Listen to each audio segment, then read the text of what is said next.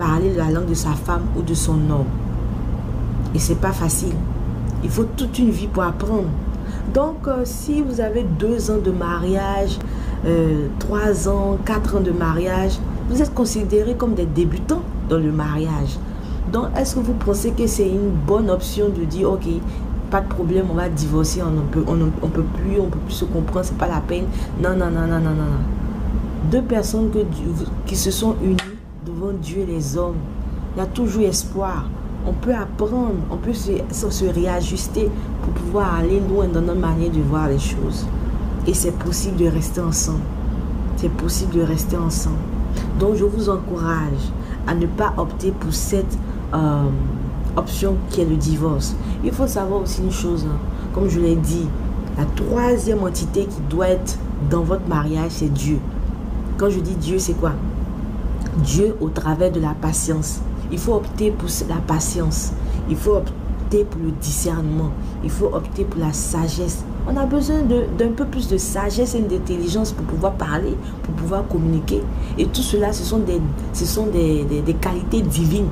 Parce qu'on ne va pas dans une boutique ou bien dans un store ou bien dans un magasin pour s'acheter 1 kilo de discernement, 2 kilos de sagesse, 3 kilos d'intelligence. Non, ce sont des valeurs divines. On prie, on demande à Dieu ces valeurs divines pour pouvoir s'améliorer dans ses relations avec son homme ou avec sa femme. Donc vous avez besoin de la 3e entité.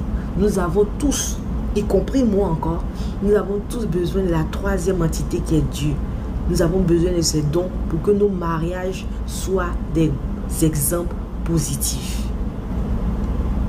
À mon avis, quand on parle de mariage, on ne considère pas d'abord le nombre d'années.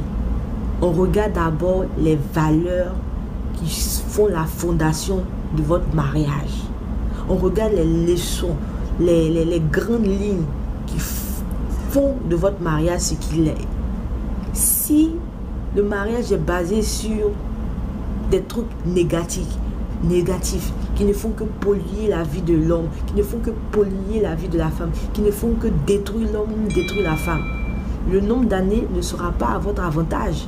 Mais si les leçons, mais les valeurs que vous avez dans votre mariage, qui sont le fondement, qui sont la base de votre mariage, sont basées sur la patience, sur l'amour, sur le pardon, sur le désir de connaître son homme, le désir de vouloir s'améliorer, le désir de vouloir bien faire. Si des valeurs positives, le nombre d'années que vous avez passé dans votre mariage sera à votre avantage. Et ce sont ces leçons-là, ces petites leçons-là que j'ai apprises par mes propres expériences, au travers des conseils et tout ça, que je veux partager. Je ne vais pas tourner autour du pot. Jésus m'a aidé. Jésus continue de m'aider. Dieu continue de m'aider. Et c'est ce que je veux partager. C'est ce que je veux partager. C'est juste ça.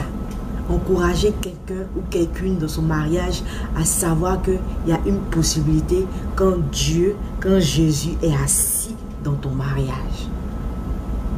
Je vous ai dit, nous sommes là pour nous encourager. C'est pour ça que je fais ces vidéos-là. Donc, il y a d'autres domaines sur lesquels je veux m'attarder. Donc, le domaine de la communication, c'est un chapitre terminé. On va aborder d'autres domaines. L'investissement, les enfants, la belle famille, le sexe, etc., etc. Donc, on s'encourage. Ça, on s'encourage. Ok? Bye.